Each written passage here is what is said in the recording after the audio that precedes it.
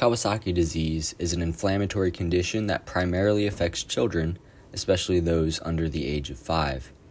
While the exact cause is not completely understood, it's believed to be an immune response to a viral or a bacterial infection.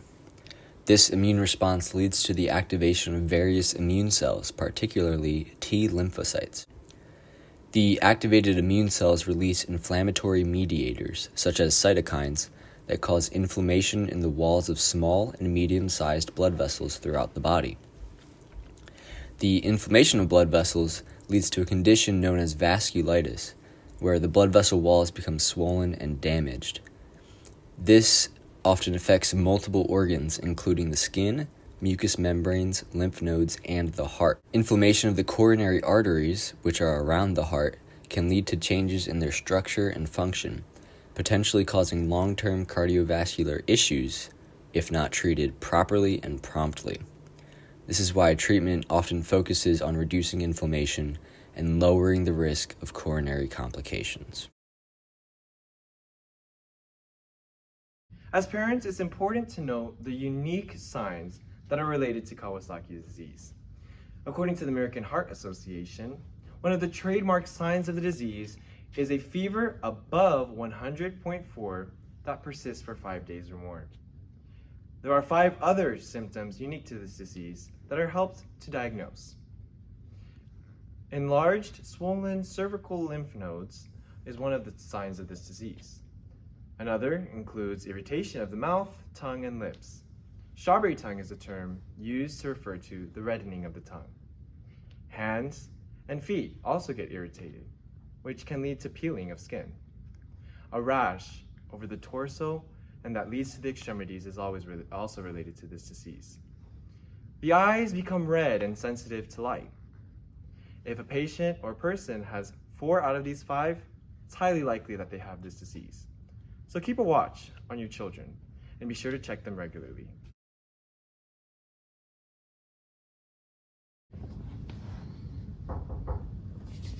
Hi, my name's Dr. Harris. I'm James. James, pleasure to meet you. What's your name, bud? Can you tell him your name? He's Tommy. He's a little shy. Okay, Tommy, it's good to meet you, man. All right, what brings you guys in today? Okay, well, Dr. Harris, Tommy for the past couple days, 3 or 4 days, he's been having a really bad fever. I've given him Tylenol, I've given him all the over-the-counter medicines we have at home, and he just can't seem to shake it. And if you see his lips, look at his lips, so cracked, and really red. So I just got a little bit concerned, so we brought him into the clinic today to get him checked out. Okay, well, very good, very good. I'll do a quick assessment of you if that's okay, Tommy. He's gonna check you out, Tommy, okay? That's sweet. Let me just feel his neck here, okay? I'm just feeling for lymph nodes. Okay. And I do feel that they're a bit enlarged. They're swollen. Okay, I didn't even notice that. Yeah. Tommy, can I have you stick your tongue out for me, please? Stick your tongue out, Tommy. Okay, yeah. So it is very red, as you noticed, and his lips are as well. Let me take a quick look at your hands, bud. Show him your hands, Tommy. Yeah, so we got some peeling and redness on the hands. I did notice that as well. Okay, that happened. Yeah, that happened pretty recently. Happened recently. Around the same time as his fevers and stuff. Okay. Yeah. Okay, and it's also on his feet as well. I'm suspecting he might have something called Kawasaki disease. Okay. What is that? It's a disease that affects his cardiovascular system. Okay. But to diagnose this, I'm gonna need to run a few tests, including something that's gonna track his heart. Take a look at that. Okay. So we'll order those tests and have you guys go to the hospital to get those done. Okay? Oh, okay. All right. Sounds good. Very good. Thank you, James. Thank you, Dr. Harris. Bye, Tommy. In our previous scenario, we discussed some diagnostic tests that may need to be run. Kawasaki's disease is mainly diagnosed with its symptoms, with 4 out of 5 major symptoms needing to be included. According to the Kawasaki Kids Foundation, an electrocardiogram can be run concurrently with these symptoms to confirm the diagnosis. An electrocardiogram is a very simple procedure. But to allay fears of your children, please just explain that it will be a painless procedure using stickers with leads to show a picture of their heart function. It should be a brief procedure and, once again, should cause no pain. According to the Kawasaki Foundation, treatment depends on when your child's condition is caught. If caught within the first 10 days, they may be prescribed an immunoglobulin treatment in the hospital, which may take a few hours. With your toddler, this may need to look like keeping home routines as similar in the hospital as possible, and maybe constructing a hospital book where you explain what's going to happen to your child with pictures. Also, if not caught within the first 10 days, more electrocardiograms or other heart tests may need to be conducted to rule out any heart defects. In the event that your child does have a heart defect, it may require a certain time period of antiplatelet or anticoagulant drugs up to heart surgeries. One more note of education for parents is not to allow their children to have an MMR or herpes zoster vaccine for the first year after having Kawasaki to prevent lack of efficacy of these vaccinations.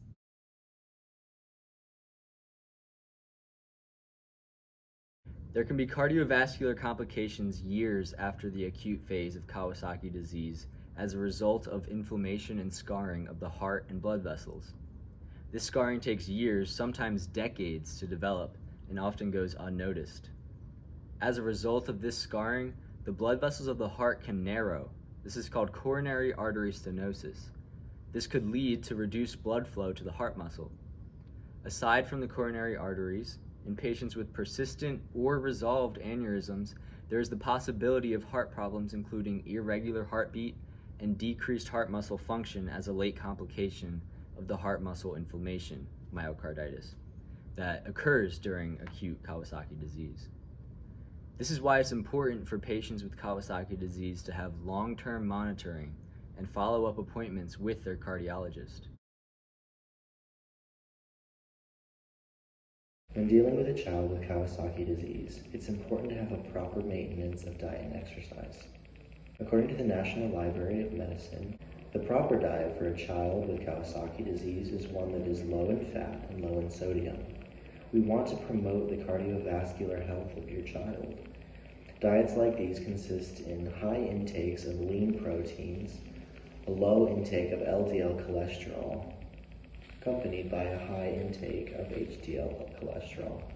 We want to promote caloric intake by fruits, vegetables, and other carbohydrates that are not going to be damaging to the cardiovascular system. We want to stay away from canned foods, processed foods, fatty foods, trans fats, saturated fats, and things like these. It is important to maintain the cardiovascular health of your child with Kawasaki.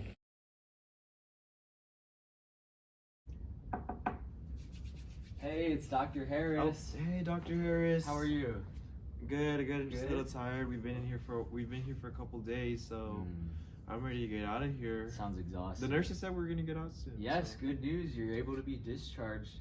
But I just Tommy, wanted to did come you do talk that? to you guys first. So, Okay. congratulations, Tommy. Oh, yeah. It's like we're ready to get discharged, okay? Okay. I just wanted to give you some teaching points for you to remember. Okay. For when you guys are taking care of Tommy at home, okay? Listen up, Tommy. So we'll talk about nutrition and his diet first. Okay. So we want him to be eating a heart-healthy diet. So that's going to include lean proteins like chicken or fish. Okay. Make sure that those are grilled and not fried, okay? Oh, you heard that, Tommy? No chicken nuggets from McDonald's on the way home, okay? Yeah, I'm sorry, bud. But we'll also want to be eating a lot of fruits and a lot of vegetables along Okay. with that, okay?